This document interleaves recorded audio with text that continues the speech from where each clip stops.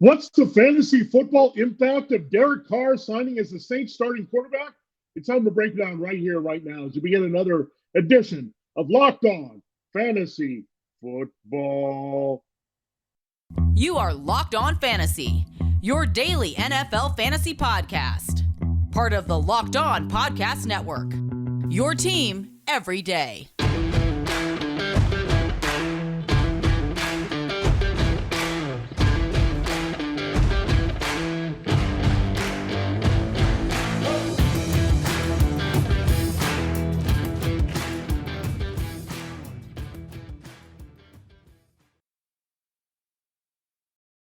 Greetings, everyone, and welcome to another edition of the Locked On Fantasy Football Podcast. As usual, I'm your host, Vinnie Iyer. When I'm not doing this, I'm writing about NFL and fantasy football for sportingnews.com. The NFL Combine is in the books. We have the takeaways there for you on Monday's show. Now we're turning the page to NFL free agency, the frenzy that's about to come here in the next couple of weeks. We're getting the franchise tag placed on a lot of players, Josh Jacobs, Tony Pollard, Evan Ingram. We're sorting out quarterback with Lamar Jackson and Daniel Jones as we record this, but a lot of interesting developments here as teams shuffle around their personnel, trying to find the right fit for the 2023 regular season. Well, the Saints have their new starting quarterback. A 4-year deal was reached with Derek Carr, so not a surprise there that the Saints end up with Derek Carr. Dennis Allen was Carr's first head coach back in 2014 with the then Oakland Raiders. So comes full circle here.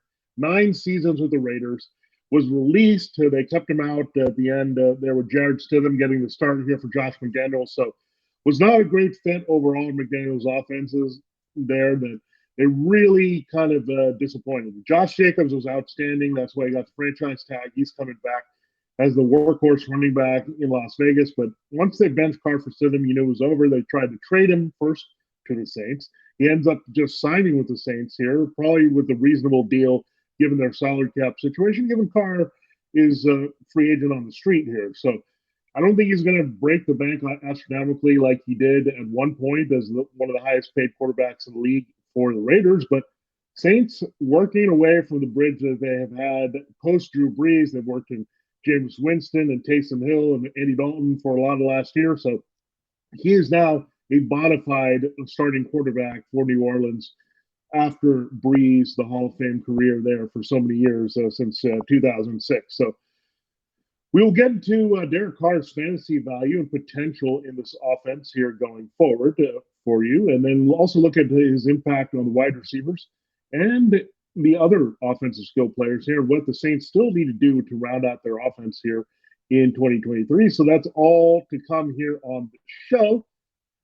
I do have to tell you, thanks again for making Locked On Fantasy Football your first listen day. We're free and available to you on all platforms. All right, let's find out where we were with Derek Carr before we know where we can go with Derek Carr. That's how we kind of advance scout players in fantasy football. We're 2 years ago, before McDaniels arrived, in the last year of John Gruden / Rich Bisaccia, Derek Carr finished as the QB 13 in fantasy football in terms of overall scoring, QB 15 in terms of average scoring. So right about the same level, a deep league QB1, really more a borderline QB2, high-end QB2 finish there for Derek Carr. That was before Davante Adams arrived. We had high expectations that Derek Carr was going to be a value pick in a lot of drafts last year, given he had the presence of Adams, his former go-to guy from Fresno State. You had Darren Waller and this potential, Hunter Renfrow, Mac Hollins. He had some real weapons, and we thought, okay, this running game could be more committee-like. They might move away from Josh Jacobs, work in Amir Abdullah. All that didn't materialize. This Raiders team went run-heavy, partly to protect their defense. They had Max Crosby disrupting things quite a bit off the edge, but the Raiders were limited otherwise. So when you look at it, the numbers were pretty disappointing here. The run-heavy team, he finished as QB 17 in overall scoring, QB 22 in average scoring for Derek Carr. So it was not a big year putting up numbers. Part of his Jacobs and eating a chunk of those yards from scrimmage. He had 2,000 from scrimmage. A lot of that was rushing as he won the title, as well as the touchdowns there. So the touchdowns just didn't come for Derek Carr as expected with Davante Adams and Waller Renfro. Part of Waller was hurt for much of the year. He had to rely on Foster Moreau and a lot of the other guys there. And then you also had Hunter Renfrow battling through it a bit and trying to find his role playing off Adams as the former clear-cut go-to guy wide receiver for Derek Carr. So pretty brutal finish there for Carr. I think he's one of the bigger disappointments because I thought he might be a sleeper QB1 there. He was tagged that way. Why wouldn't he be? We added an extra weapon, a guy that automatically puts up big numbers, and Adams ended up with those numbers, and Carr still couldn't come through. So a bit disappointing. I think the Patriots' style of offense maybe wasn't the right fit for him. He didn't take advantage of a lot of throws that were there. Was still a bit tentative there. I know he's got a good yards per attempt, but he's very calculated in his throws, doesn't take too many chances. And the Raiders just didn't give him all those opportunities there with their offensive line to be able to stretch the field at all. So, again, Adams' impact was minimal on Derek Carr. It actually reversed him as a quarterback here. So, shows the wide receiver doesn't always make a quarterback. It definitely happened in the case of A.J. Brown helping Jalen Hurts. It definitely happened with Tyreek Hill helping Tua Tagovailoa. But Adams and Carr didn't rekindle what they needed to do to put up the big numbers, especially on the Carr side. Adams was just fine. Didn't matter who was throwing to him. He was getting the job done. But Carr definitely slipped. And again, part of that is just, again, trying to adjust to a new system after being in a different system for a while.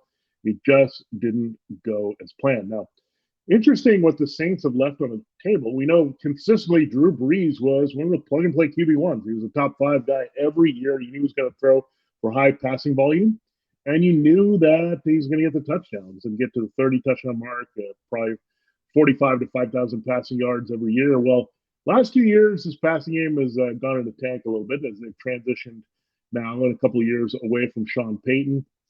And now Payton's trying to get the Broncos revived with Russell Wilson. 2 years ago, you had Jameis Winston. Interestingly, he finished as the 33rd QB overall. But keep in mind, he missed a lot of time. They worked in Taysom Hill. He actually finished as the QB 14 in average points per game. So Winston was rather effective a couple of years ago, taking advantage of their weapons, but he couldn't stay healthy. And then that was the case last year, coming off that knee injury. He played in the playoff game, but just was not a lot of the juice left for Winston last year and couldn't stay on the field. So now they had to move on from Winston. Last year, Andy Dalton was their primary starter when they weren't gadgeting Taysom Hill in the lineup.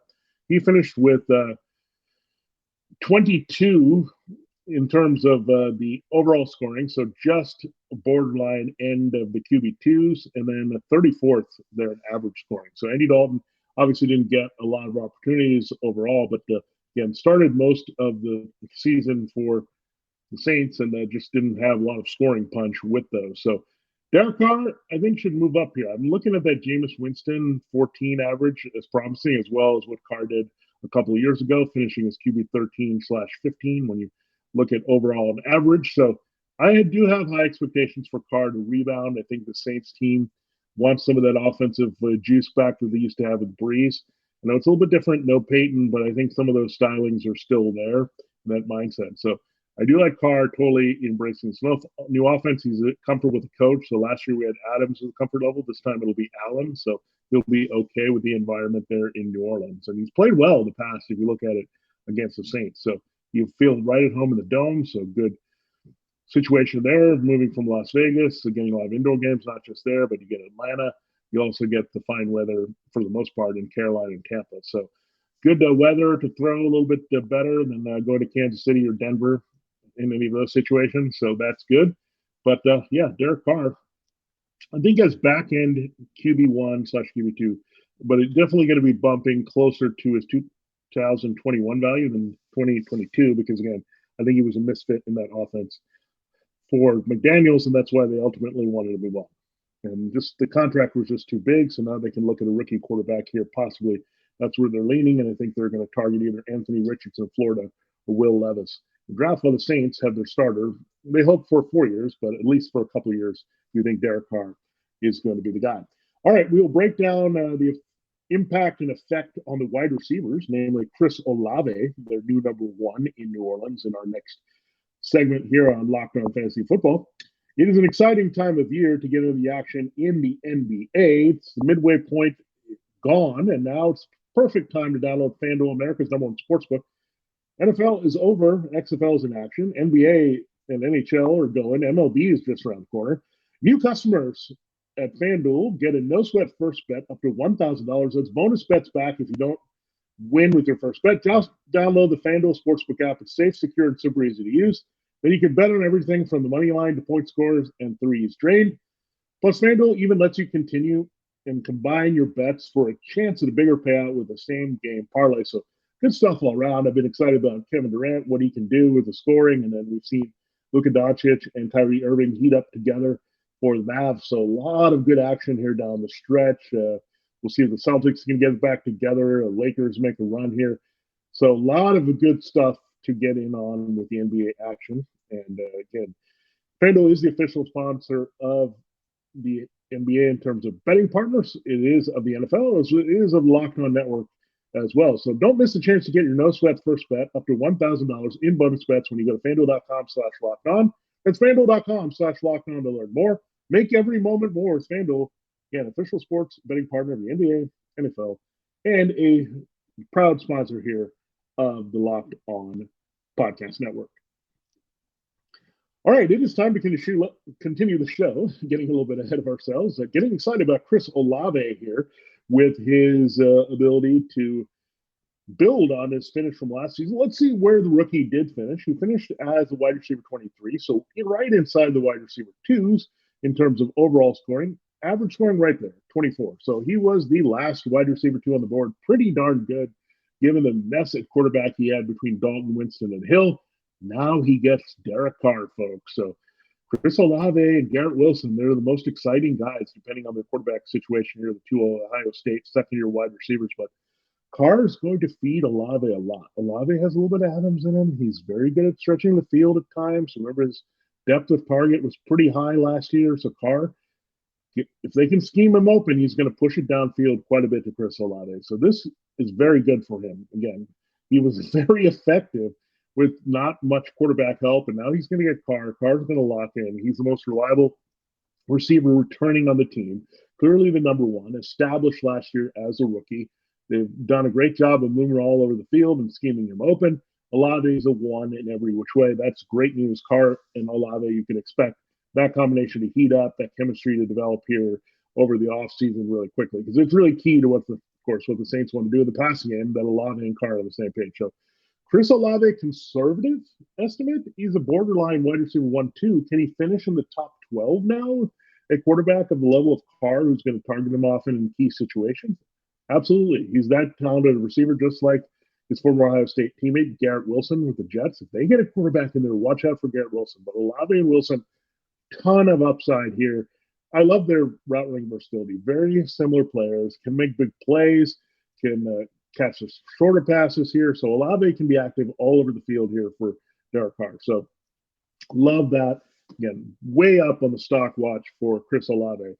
Now, will this make Michael Thomas interested in returning? Look at the numbers for Michael Thomas. He finished, we know he disappeared and didn't do much. He finished as the 113th wide receiver in fantasy there because of his just absence and the injury issues.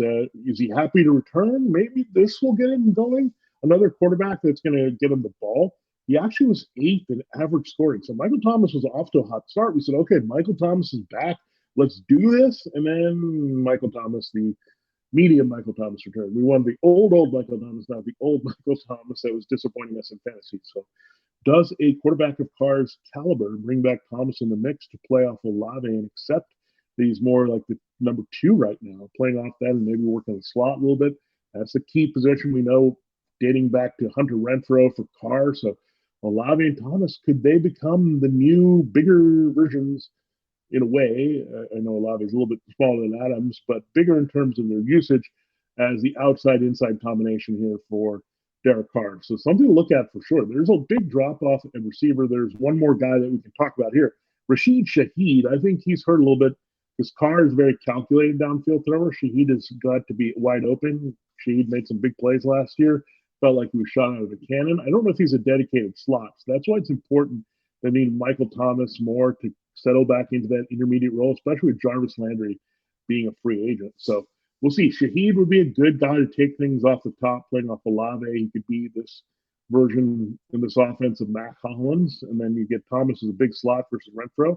Olave is a slightly more versatile guy on the outside, replace Adams. So you got to draw some parallels here, the comfort level.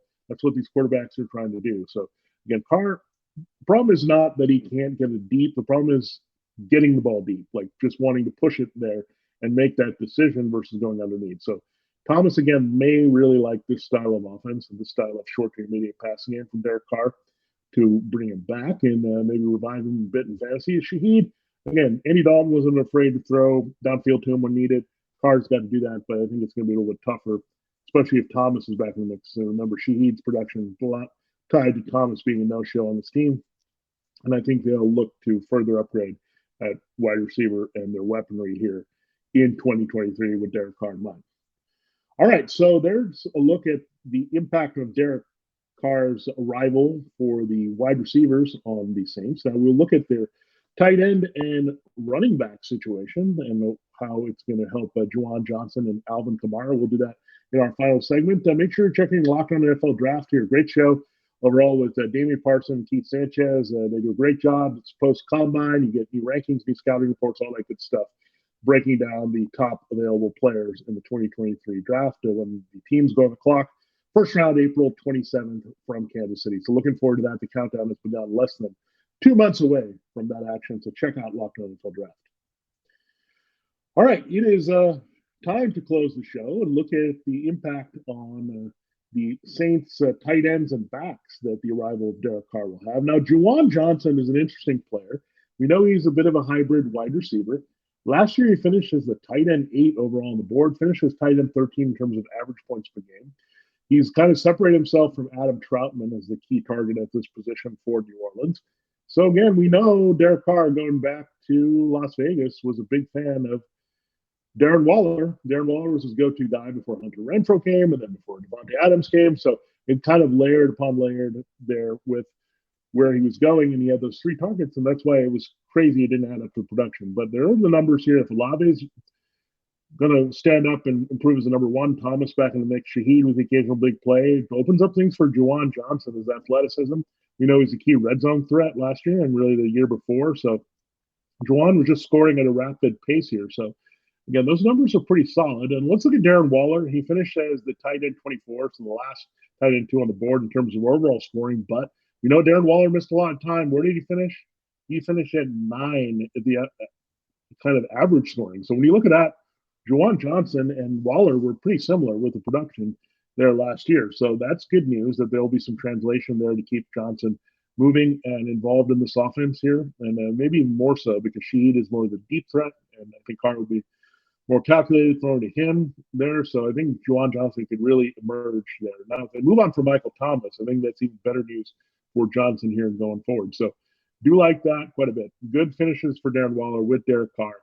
Juwan established from this offense last year, but still short to intermediate principles, a lot of that in play here. So good news for Juwan Johnson as well as Chris Olave. So 2 of the standouts there being very valuable in fantasy. Now, how about Alvin Kamara? Finishes RB18 overall, RB19 in average scoring there, a little bit bumped up in half point and full point PPR. So when you look at that, Alvin Kamara, again, just a check down guy, likes to throw shorter passes to the backs. We've seen it before, not just with Josh Jacobs, but Jalen Richard and others in the Raiders pass. So Alvin Kamara is a little bit of Jalen Richard, but they need a little bit of that power in this lineup. So that's what's missing here. Mark Ingram is a free agent, probably going to move on from him, and he's probably headed to retirement at this stage. He's just slow and plodding at this point. They need someone with the Kamara durability issues and then some stuff hanging over him off the field as well. So Alvin Kamara definitely gets a benefit here because, again, Carr is going to check down, throw the shorter passes when needed. We've seen it. Now you get it one guy for the most part. Again, I think they'll give him a complimentary power back. I think at this stage of his career with the wear and tear, Kamara is just not going to be like Jacobs and have those high volume type things. He's still going to have to get a lot of his touches through the passing game. So Alvin Kamara, I'm excited to see what he can do, but he was a lot better than a lot of people thought last year. He just was overdrafted. He should have been considered an RB2 in all formats. He was looked at as the old RB1 he was in the top 5 or 6 picks of the position. But if you adjust Alvin Kamara and bump him up a little bit, he's a solid RB2 till further notice, and that power back that they look for should also have good value here going forward. Now, slot is a concern. Again, Jarvis Landry being a free agent, I think they'll move on from him. Again, they've had Marquez Callaway and some other guys in there, but Thomas is the guy they really need to really help set up Chris Olave as the number 1 there as the X receiver and then get Shaheed involved as the Z speed receiver. They need Thomas to be the Y here over what Jarvis Landry gave them and be a lot more productive. So I thought there was some redundancy last year when they signed Landry when they had Thomas, but when Thomas didn't play, they played Landry a little bit, but he didn't see a lot of action either because he was more injury riddled coming off the time in Cleveland at the end, which was facing all that. So they just need more durability. If they can't feel like they're going to get it, and the reason they drafted Chris Olave was to get a true new number one at Ohio State with Thomas fading, then I think they need to add another back, or really another power back, but they need to also add another receiving threat here. Do they add Mac Hollins with the familiarity there, or a Keelan Cole, that type of player, given that Carr has played with them? So that's something you can look at on the cheap here. So I think they'll add a cheap receiver to help things there, or to look to draft one that has got some speed, and also look for a power back sometime in the draft. Maybe it's different options available. Zach Charbonnet makes sense. A great name to play in New Orleans. So maybe they'll look at him to replace Ingram there. So I do like the upside of this Saints offense a lot more. You got quarterback stability. That's pretty big for the offensive skill players. So actually, I'm excited more about the offensive skill players that are in place that the Saints could acquire than actually with Carr's value. So I think Carr's value, you've seen it. It's going to teeter at that borderline quarterback 1, quarterback 2 level. But again, Olave's got to love it. I mean, he just had a mess. These weapons are going to be great. So I love it there. I think the Saints will just add to them here in 2023 as they probably go chase out of the division. You know, the Bucs with Kyle Trask, post Tom Brady, it's looking bad. The Panthers looking for a quarterback of releasing Baker Mayfield, and Sam Darnold's a free agent. We don't know what the Falcons are going to do. I guess they'll go Desmond Ridder here. So it's an opportunity here for the Saints, and they're going to pile a little bit, especially if they've made a significant investment in Derek Carr. So from the reality perspective, the Saints will be more competitive. They need to be better offensively. I think they'll do that here with Carr bumping up everything there with their fantasy football value in 2023. So there you have it. There's a breakdown of the Saints with Derek Carr and what that looks like from a fantasy football perspective from the early reaction of that move. Thanks for making Locked On Fantasy Football your first listen every day. We'll have more insight on the NFL offseason in our next show. Now make your second listen Locked On NFL Draft. Damian Parson and Keith Sanchez provide in-depth coverage of the biggest NFL draft prospects with deep dives into sleepers and hidden gems that can change your favorite NFL franchise. Find Locked On NFL Draft wherever you get your podcasts and on YouTube, just like you'll find Locked On Fantasy Football, part of Locked On Podcast Network, your team every day. For your fantasy football team, this has been Locked On Fantasy Football. This has been Vinnie Iyer every day, and we'll check you out on the next show.